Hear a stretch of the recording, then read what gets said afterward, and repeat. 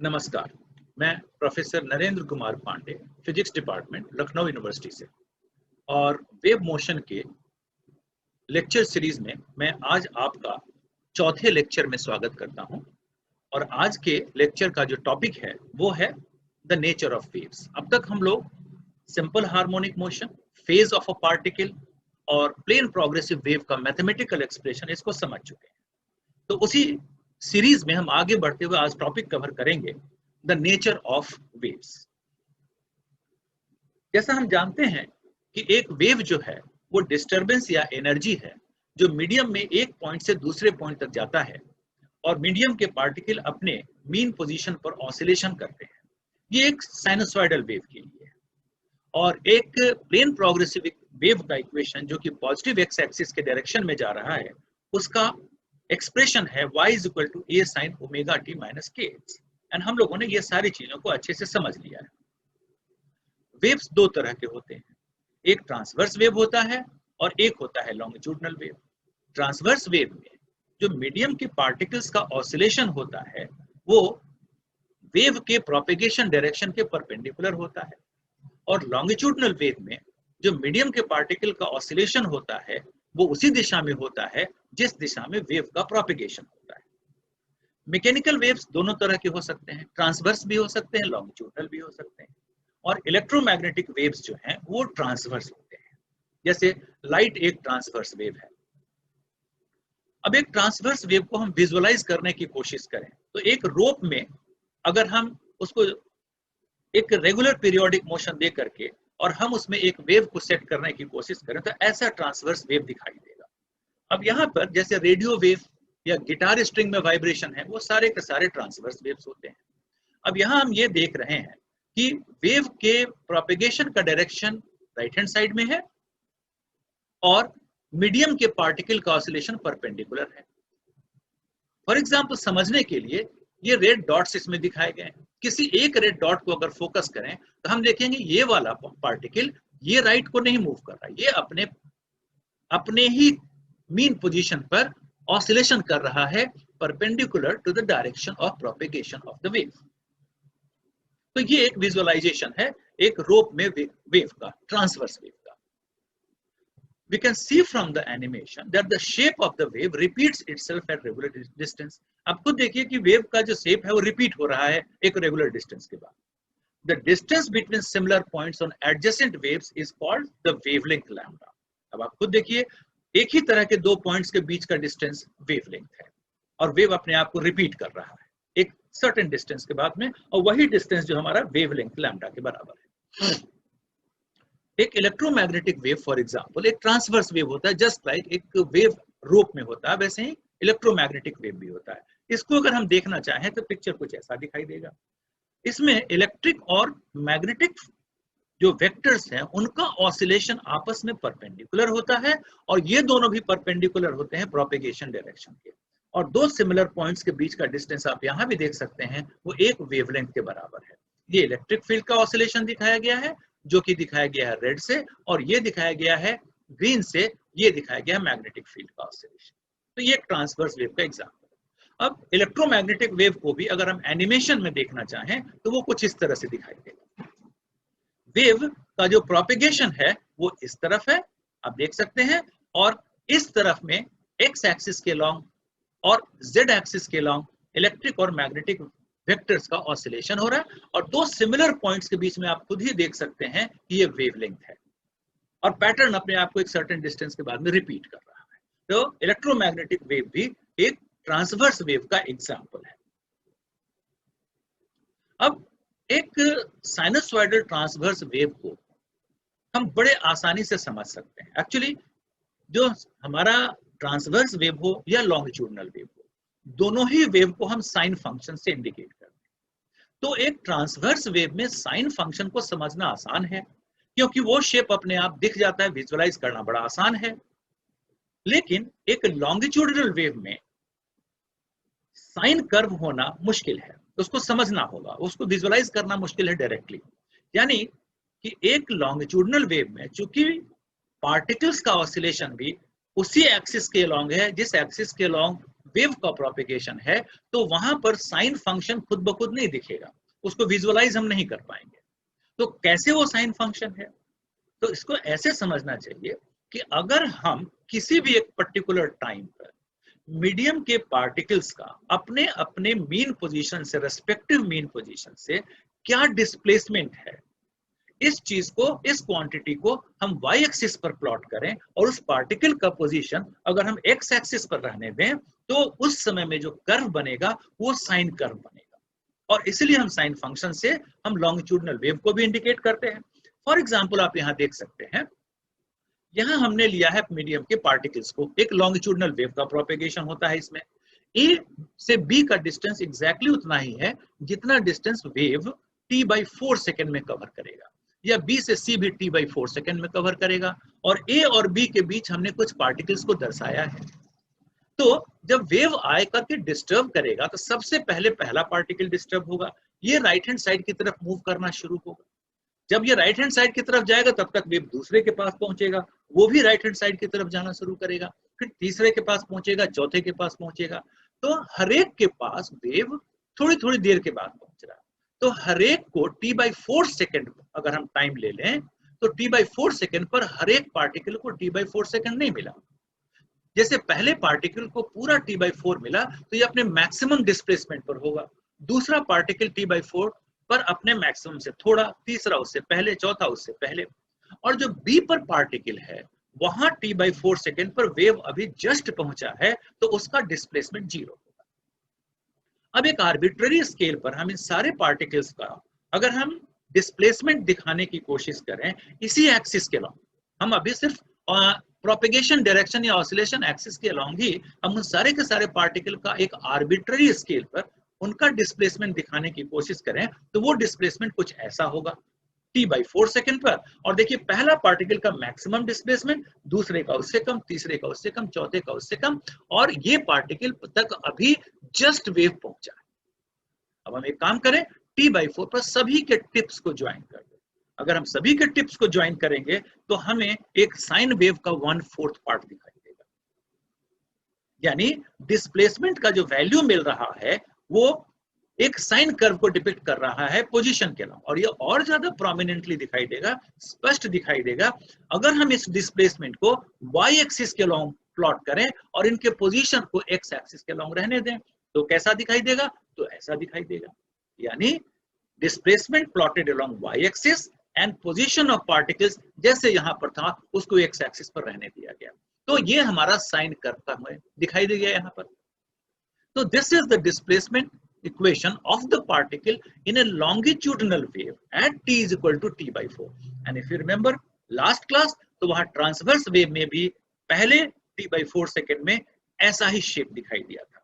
Now let us go for, अगर हमारा time next t/4 पर लें, t/4 पर लेंगे तो उस समय तक वेव जस्ट यहां पहुंचेगा, ये रेस्ट में मिलेगा। लेकिन जो पहला पार्टिकल हमारा था ये वाला, ये मैक्सिमम पर था तो ये अपने मीन पर लौटेगा, और ये 0 पर था तो ये मैक्सिमम पर था। यानी ये अपने मीन पर लौट आएगा और ये अपने मैक्सिमम पर चला जाएगा। तो अगले t/4 पर अगर हम प्लॉट करने की कोशिश करें तो हमें ये दिखाई देगा। ये देखिए, ये हमें मिला। यानी जो हमारा पहला पार्टिकल था मीन पर लौटा और जो हमारा 0 पर था वो हमारा मैक्सिमम पर लौटा, और वेव अभी जस्ट यहां तक पहुंचा है तो ये यहां पर 0 पर है। एक बार फिर वही लॉजिक, इसको अगर हम सारे डिस्प्लेसमेंट को वाई एक्सिस पर प्लॉट कर दें और उनके रेस्पेक्टिव पोजीशन को एक्स एक्सिस पर, this will again be like a sine, half of the sine curve.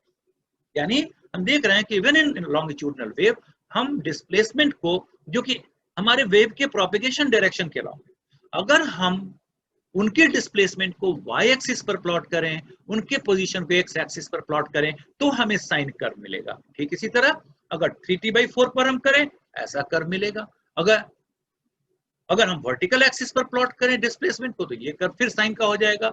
अगर हम t सेकेंड पर करें ये डिस्प्लेसमेंट मिलेगा। यानी पहला पार्टिकल अपने मीन पर लौट आया, और इसको वाई एक्सिस पर अगर हम प्लॉट करें पूरे डिस्प्लेसमेंट को और पार्टिकल्स की पोजीशन को एक्स एक्सिस पर तो आपको ये दिखाई देगा।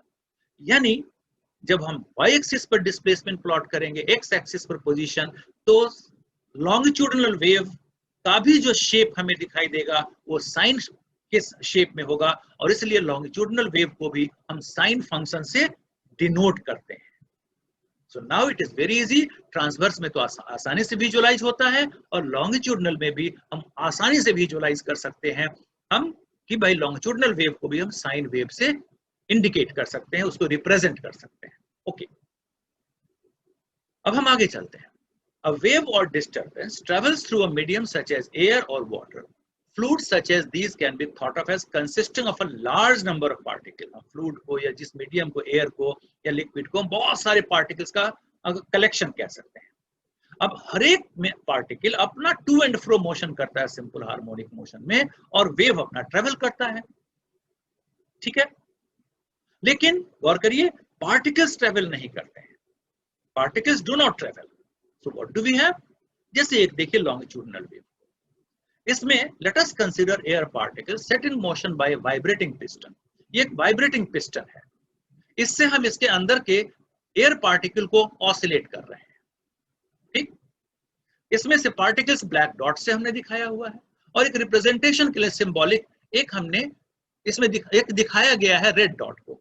red dot ये दिखाकर ये बताया गया है कि देखिए मीडियम के पार्टिकल अब अपने ही मीन पोजीशन के बॉडी में ऑसिलेट कर रहे हैं, और वेव आगे जा रहा है, एनर्जी आगे जा रहा है, डिस्टरबेंस आगे जा रहा है, और इसमें लॉन्गिट्यूडनल वेव में कंप्रेशंस एंड रेयरिफैक्शंस के फॉर्म में एनर्जी का प्रोपेगेशन होता है। अब खुद देख लीजिए कि मीडियम के पार्टिकल अपनी जगह पर ऑसिलेट कर रहे हैं, वेव आगे प्रोपेगेट कर रहा है, और लॉन्गिट्यूडनल वेव में फॉर एग्जांपल इस वाले में एयर पार्टिकल्स में कंप्रेशंस यहां पर आपको दिखाई दे रहे हैं, ये कंप्रेशंस और ये रेयरिफैक्शंस के रूप में वेव का प्रोपेगेशन हो रहा है। So we have alternate zones of, एक रेयरिफैक्शन है, कंप्रेशन है, रेयरिफैक्शन है, कंप्रेशन है। Now in the rarefied region, जो हमारे रेयरिफैक्शन का रीजन है, वहां पर प्रेशर कम है, द प्रेशर इज लेस, जो नॉर्मल प्रेशर से होता है उससे कम है। So in the rarefied region the pressure is less than the normal undisturbed atmospheric pressure, हम इसको मान लीजिए पी एटमॉस्फेयर कहते हैं, और in the compressed region the pressure is greater than the normal undisturbed atmospheric pressure, जो कि हमने फिगर में दिखा रखा है, ठीक। ब्लैक डॉट्स जो है स्मॉल पार्टिकल्स को दिखा रहे हैं। It is the disturbance which travels, मैंने पहले भी कहा डिस्टर्बेंस ट्रेवल कर, not the individual particles. In sound waves also known as acoustic waves, the local oscillations always move in the same direction as the wave. Waves like this are called longitudinal waves, but these longitudinal waves are also represented by sine waves, as we have just seen through the pictorial graphs. और यहाँ देखिए उसी चीज को एक बार फिर depict किया गया है, एक वेव जैसे हमने वहां दिखाया था ट्रांसवर्स वेव में। अगर आप याद करिए ट्रांसवर्स वेव में हमने क्या दिखाया था, एक वेव एक रेगुलर इंटरवल के बाद में अपने आप को रिपीट कर रहा है। यहाँ देखिए एक वेव अपने आप को एक रेगुलर इंटरवल के बाद में रिपीट कर रहा है, और दो सिमिलर पॉइंट्स के बीच का डिस्टेंस जो है वो वेवलेंथ है। तो अगर हम लॉन्गिट्यूडनल वेव भी हमारा साइन वेव है, एग्जैक्टली वही चीज हम यहाँ भी देखेंगे कि यहाँ भी वेव एक सर्टेन टाइम के बाद अपने आप को रिपीट कर रहा है, आप देख लीजिए, और दो सिमिलर पॉइंट्स के बीच का डिस्टेंस हम एक वेवलेंथ, वन वेवलेंथ कहते हैं। और खुद देख लीजिए कि किस तरीके से ये हमारा हुआ लॉन्गिट्यूडनल वेव, इसके डिस्प्लेसमेंट को वाई एक्सिस पर प्लॉट करके ये साइन कर्व दिखाया गया है। So longitudinal waves can also be represented by sine curve, and the separate the wave repeats itself after a certain distance, after a certain time, and distance between two such similar points is one wavelength, whether it is transverse wave or it is longitudinal wave. So a wave repeats itself at regular distances. The distance between similar points on adjacent waves is called the wavelength lambda. The speed at which the wave goes from one place to the other is called the wave velocity v. Now we have already seen how waves travel through air by showing the motion of a small air piston particles. It can be easier to look at the pressure variation that move with the wave. During compression, the particles come closer together and the pressure will be higher than the normal. During rarefaction, they will be further apart and the pressure will be lower than normal. ना उसी चीज को जो वहां पर हम लोगों ने रेयरिफैक्शन और कंप्रेशन के फॉर्म में दिखाया है, तो कंप्रेशन यानी हाई डेंसिटी, तो जैसे हॉट रेड हो जाता है कोई भी चीज, तो हॉट रेड से इस वाले फिगर में आप देखिएगा यहाँ दिखाया गया है कि भाई हाई कंप्रेशन है, तो कंप्रेशन को हॉट से दिखाया गया है, और जैसे जैसे कलर ब्लू की तरफ जा रहा है तो सॉफ्टनेस, चूंकि हम कहते हैं कि सॉफ्ट होता जा रहा है कलर रेड हॉट से, तो density of the air particles is maximum at the centre और it is decreasing on the side lines, जैसे यहाँ रेड से लेकर के ब्लू तक गया है। तो ठीक उसी वाले को हमने यहाँ पर दिखाया है हॉट रेड कलर से, एंड सॉफ्ट कलर की तरफ वो जाता हुआ ग्रेजुअली डिक्रीज करता हुआ हमारा डेंसिटी ऑफ द एयर है। So this is again a longitudinal wave depicted, जो कि एक पिस्टन को मोशन में सेट करके किया गया है, और ये भी लॉन्गिट्यूडनल वेव है। वही वेव है जो हमने अभी पहले देखा है, वहां पर हमने प्लेन वेव में इसको दिखा दिया था कंप्रेशन रेरिफैक्शन में, और यहाँ पर जो दिखाया गया है इसको कलर्स के सिंबल में दिखाया गया है कि लॉन्गिट्यूडनल वेव को हम कैसे रिप्रेजेंट कर सकते हैं, और ये भी साइन वेव है, ये भी हम अच्छे से देख चुके हैं। यहाँ पर देखिए थोड़ा सा, दो पिक्चर्स हैं यहाँ पर। नंबर एक, these are longitudinal waves and they are represented by sine wave. दूसरा, पार्टिकल्स जो हमारे होंगे वो अपनी जगह पर SHM करते रहेंगे और वेव आगे बढ़ेगा। दोनों जगह आप देख सकते हैं, और दोनों में फर्क क्या है, यहां पर आप देखिए कि दोनों, ये और ये दोनों ही वेव्स की स्पीड सेम है, लेकिन आप दो कंप्रेशंस के बीच का डिफरेंस देखिए, डिस्टेंस देखिए, यहाँ ज्यादा है यहाँ कम है। तो ये दोनों ही वेव्स जो हैं, इन दोनों का स्पीड सेम है, लेकिन दोनों की फ्रीक्वेंसीज अलग अलग है। So we have same wave velocity in these two figures and different frequencies here, and frequency का डिफरेंस आपको खुद ही दिख जा रहा है इस वेवलेंथ से, दोनों के। यहाँ पर लॉन्ग वेवलेंथ है, यहाँ पर शॉर्ट वेवलेंथ है, and they both are represented by sine function, जो हम लोग पहले ही देख चुके हैं। ठीक इसके विपरीत दूसरा हम यहाँ पर देखते हैं, क्या ये वेव ऐसे हैं जिनका फ्रीक्वेंसी यहाँ पर देखिए सेम है, लेकिन डिफरेंट वेलोसिटीज है। वेलोसिटीज अलग अलग स्पीड से जा रहे हैं, लेकिन फ्रीक्वेंसी सेम है, they are repeating themselves after same time period. और यहाँ पर आप देख लीजिए कि ये जो है ये भी साइन फंक्शन से रिप्रेजेंटेड है, ये भी। सो लॉन्गिट्यूडनल वेव्स जो कि हम लोगों ने पिस्टन को ऑसिलेट करके एक ट्यूब में सेट किया, वो लॉन्गिट्यूडनल वेव्स हैं। They can be represented by sine curve. There particles are oscillating about their mean position, they are not moving, energy disturbance of or the wave is moving forward। और एक बार फिर से अगर हम तीनों को एक साथ देखने की कोशिश करें, this is a transverse wave moving to the right, particles are oscillating perpendicular to this is a transverse electromagnetic wave, electric and magnetic vectors are oscillating perpendicular to each other, and they are both perpendicular to the direction of motion along this direction. And similarly, the longitudinal waves set in a tube by a moving piston, they are all longitudinal wave, and that is also represented by a sine curve, as you can see. And this is the wavelength, this is the wavelength between these two, and here this is the wavelength. So this is how we understand the nature of waves as to what is a transverse wave, what is a longitudinal wave, and how both of them are represented by a sine function only. Although it is easily visualized in a transverse wave, tough to visualize in a longitudinal wave. But in a longitudinal wave, if you plot the displacement along y-axis and their position along y-axis and their position along x-axis, then they will appear to be sine curves, and that is why they are also depicted as sine waves. I hope you have understood by these animations, beautiful animations. Thanks to those who have made it. Credits to them. Thank you very much for your kind cooperation.